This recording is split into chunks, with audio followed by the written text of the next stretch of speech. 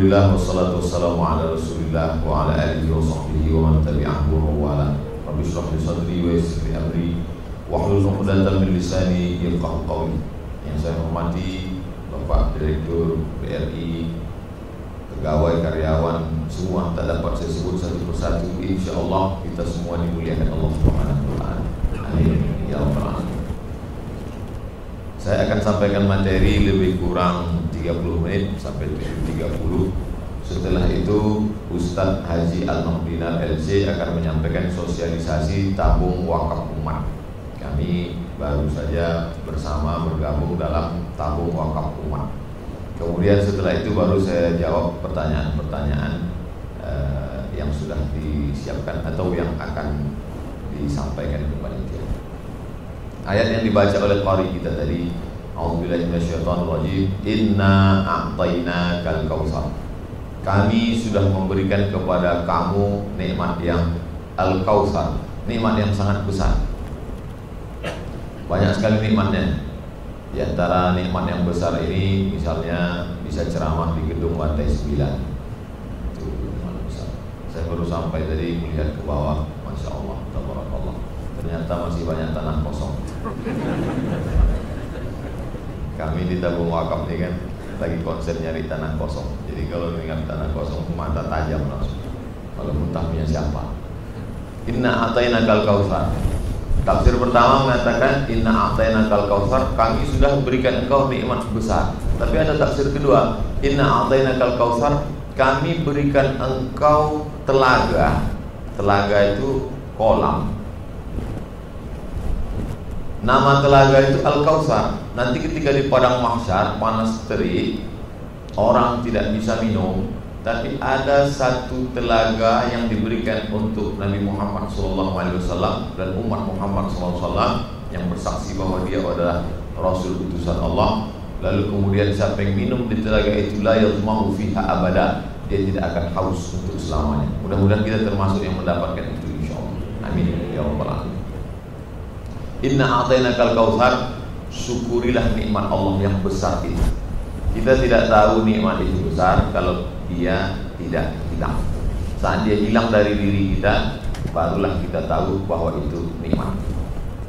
Kemarin karena lupa menutup jendela, masuk air hujan, tempias kata orang Melayu, masuk ke dalam. Lupa melihat lantai itu kena air, terpeleset kaki. Tidak sampai terkilir, semi terkilir. Barulah terasa, oh ternyata nikmat itu sudah hilang dari kaki sebelah. Belum patah, belum stroke, belum sakit total, baru sakit sedikit saja, baru terasa nikmat.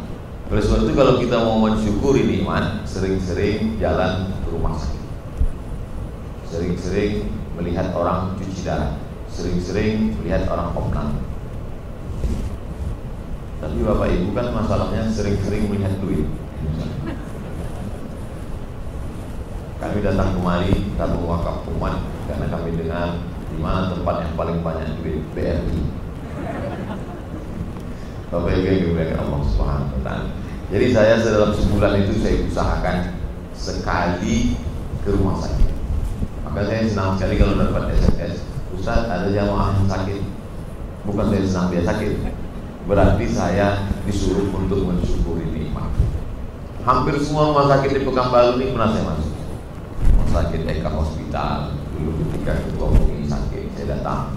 Rumah sakit Awal Bros, kemarin ke sana, pulang dari sana dapat ambulan untuk tabung wakaf. Lalu kemudian rumah sakit Safira, dan juga masuk membawa APD, baju astronot untuk korban. Lalu kemudian rumah sakit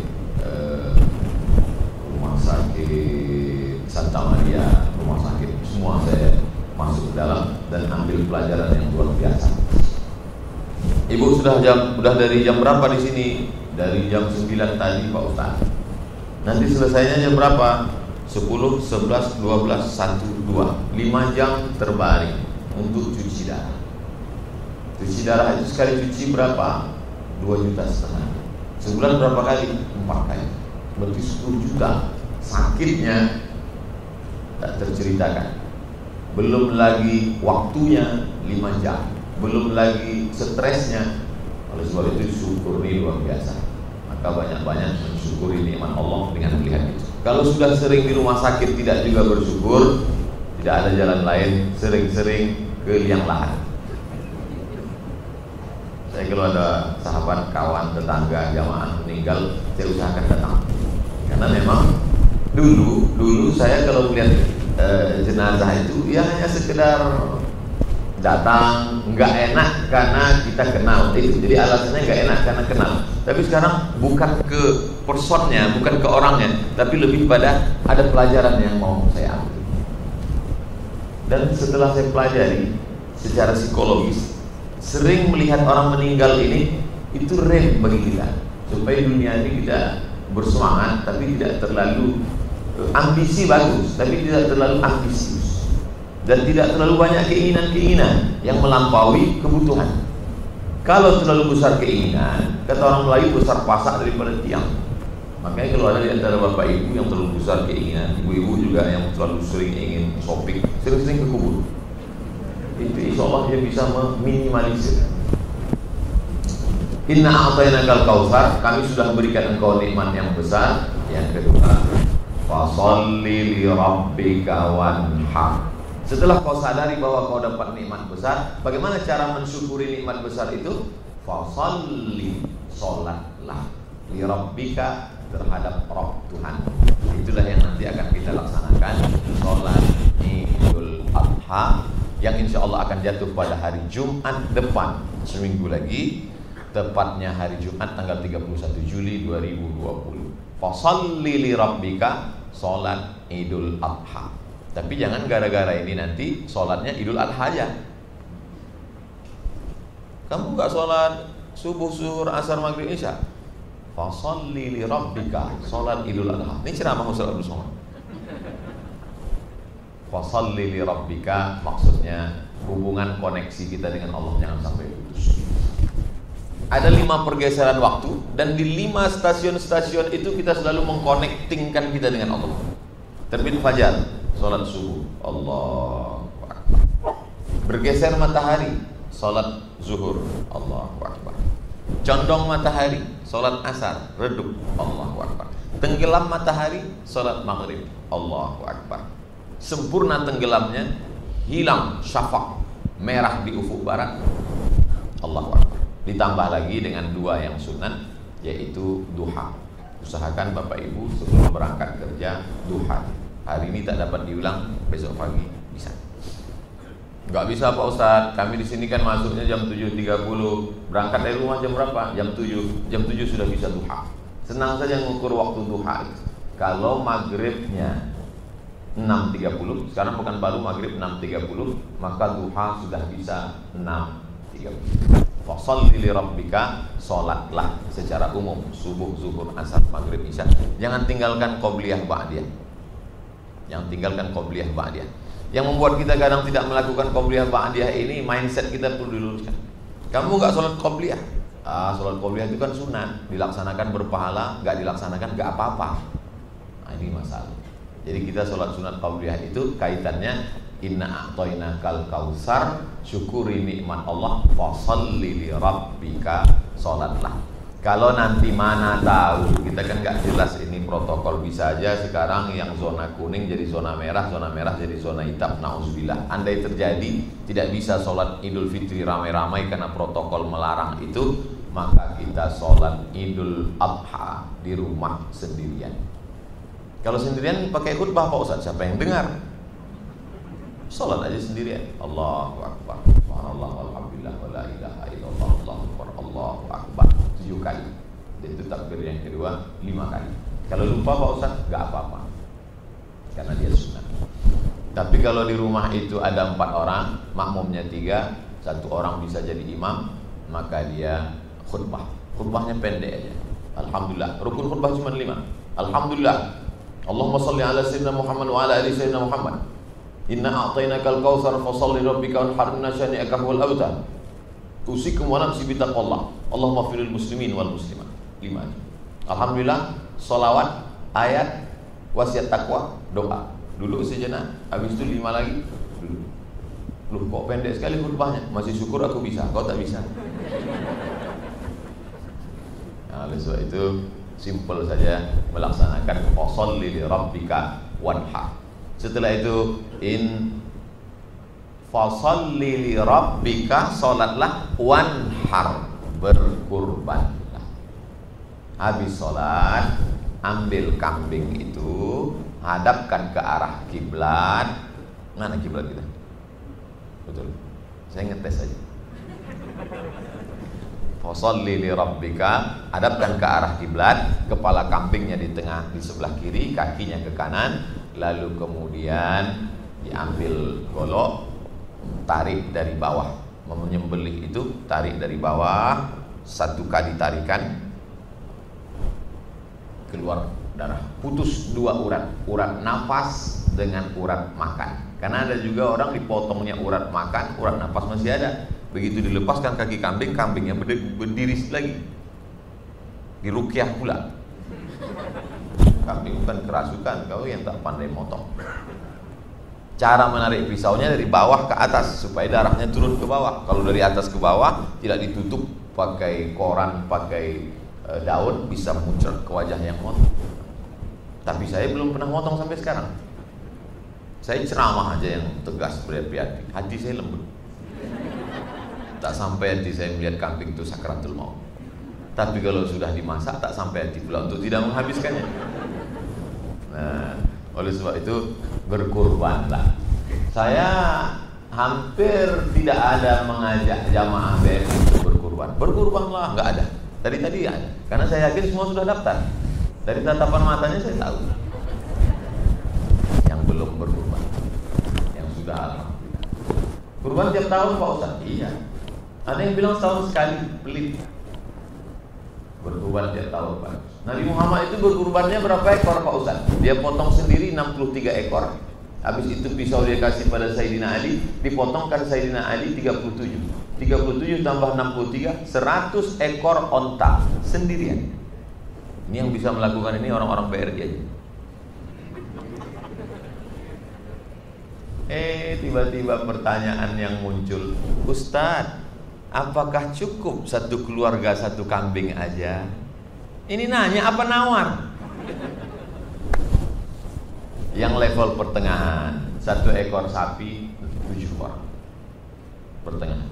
Pak Ustadz, lebih bagus mana? 1 ekor sapi apa 7 ekor kambing? Tergantung. Kalau sapinya 1 ekor 1 ton, sapi limosin, bagus daripada 7 kambing kurus-kurus. Oleh sebab itu mana yang paling banyak dagingnya, itu yang paling bagus. Jangan potong kambing di rumah klaster komplek banyak-banyak. Cukup 1 ekor saja, bagi-bagi dikit-dikit, setengah 1 orang cukup.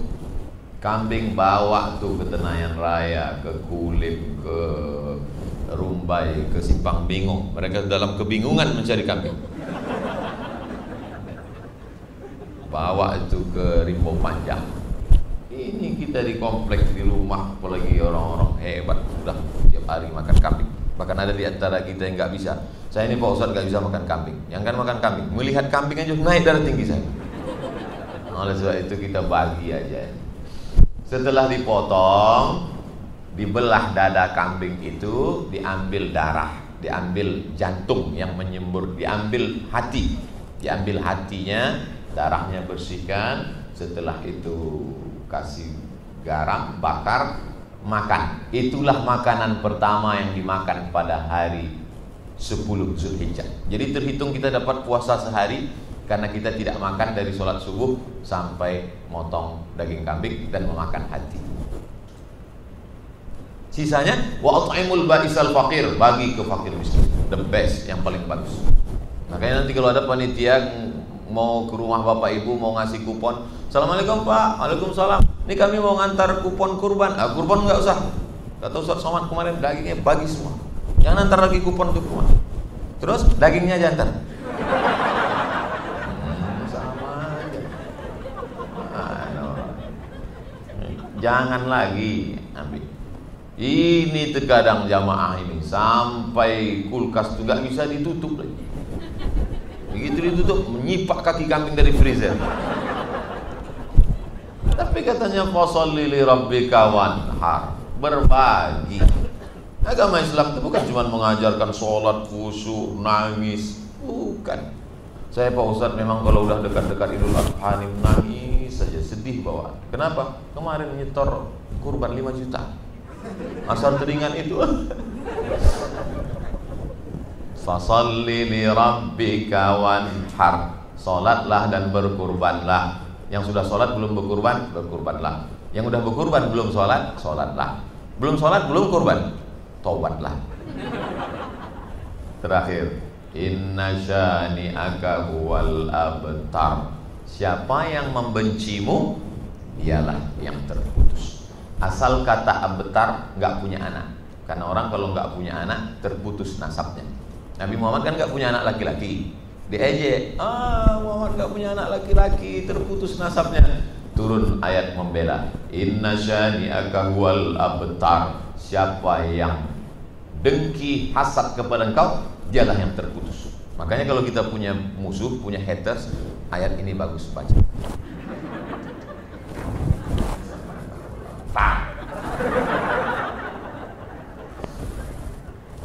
Kalau kita punya musuh, punya haters, kita marah meledak-ledak, nggak ada gunanya. Tunjukkan prestasi kita sampai dia sesak nafas melihat kita, sampai sempit penyempitan pembuluh darah, stroke, mati. Jangan dilawan. Saya tak pernah saya lawan. Cuy aja. Karena kalau ada haters, dia bully kita. Keinginan dia adalah supaya kita ladeni dia, kita lawan dia. Tapi kalau tidak kita lawan, maka sesungguhnya kita sudah menang 1-0 untuk dia. Maka kita lanjutkan, tunjukkan prestasi, tunjukkan. Wah, ini. Apa hubungan Ustadz Somad dengan BRI? Saya nasabah. Sejak kapan? Sejak saya jadi PNS. Gaji saya kan ditransfer ke BRI. Jadi jangan nanti ada kata, Ustadz Somad ngapain? Nggak ada, mau cari-cari duit untuk tabung wakaf aja deh. Saya nasabah BRI. Lalu kemudian waktu saya sampai ke Mesir tahun 1998, 5 September sampai saya ke Mesir. Di sana di antara yang menyambut saya di KSMR, kelompok studi mahasiswa Riau, namanya Ustadz Sutrisno Bandung. Beliau senior, cium tangan dulu. Nah, beliau jauh di atas kan. Beliau masuk di fakultas yang paling sulit, ribet, jelimet, susah, payah. Namanya Kulliyatul Lughah Al-Arabiyyah, Faculty of Arabic Language. Kalau makan roti ini lancar bahasa Inggris. Jadi banyak orang yang ngeri. Saya dipesan-pesan, diwanti-wanti, Man, kau terserah mau pilih fakultas apa, asal jangan fakultas bahasa Arab. Tapi Ustaz Sutrisno pilih itu. Dia jangan kau samakan. Dia tamat Gontor. Kau tamat mana? Nah, saya tamat dari Madrasah Aliyah biasa di Air Molek, Indragiri Hulu. Jadi ragu mereka, ini bisa nggak anak di bahasa Arab? Nah, oleh sebab itu maka ini kesempatan saya datang kemari bersilaturahim kepada Bapak Ibu sekalian. Intinya inna syani'aka huwal abtar. Cepat berbelok sebentar, balik lagi ke makal jalan. Inna syani'aka huwal abtar. Siapapun yang membencimu, kau tak perlu risau, doakan dia. Allahumma hdi qaumi fa innahum la ya'lamun. Baca itu, pejamkan mata, bayangkan wajahnya. Inna a'tainakal kautsar fasholli li rabbika wanhar. Tapi pas mengucapkan wanhar itu jangan bayangkan kita menyembelih lehernya. Karena dendam kan. Wanhar. Nasyani'aka huwal abtar. Doanya adalah supaya dapat hidayah. Saya sampai pada level tidak lagi marah tapi kasihan. Jadi ke pembenci-pembenci itu saya kasihan. Kasihannya hidup begitu singkat kok cuma diisi dengan kebencian. Benci itu kan sesungguhnya kan menyiksa diri. Oleh sebab itu kata Nabi SAW, Nabi itu waktu dilempar pakai batu menetes darah sampai basah, sendal Nabi itu basah. Datang malaikat Muhammad SAW, kalau sampai darah di sendalmu itu menetes ke tanah, kuratakan Taif itu semuanya. Waktu itu Nabi berdakwah ke Taif, 92 km dari Makkah. Dilempar mereka pakai batu, menetes darah dari tumitnya sampai basah sandalnya. Kalau sampai darahmu menetes ke tanah yang Muhammad, kuratakan Taif itu dengan tanah, kata Jibril alaihissalam. Diusap Nabi kaki supaya jangan menetes ke tanah. Andai saya lah yang jadi Nabi waktu itu, langsung saya pijak langsung. Ratakan Jibril, ratakan. Habiskan haters itu semua. Tapi Nabi itu lembut sekali hati, luar biasa. Saya sampai hari ini berusaha untuk mengikut dia supaya bisa dekat dengan dia di surga, insyaallah. Amin ya rabbal alamin. Habis waktu juga yang memisahkan kita. 7.30. Sebentar habis ini Ustaz Al-Nof akan menjelaskan tentang wanhar, berkorbanlah. Korban duit tabung wakaf umat. Setelah itu baru saya jawab pertanyaan-pertanyaan dari Bapak Ibu sekalian. Enak sekali ceramah di BRI. Andainya kita lupa bahan, kita baca di sini.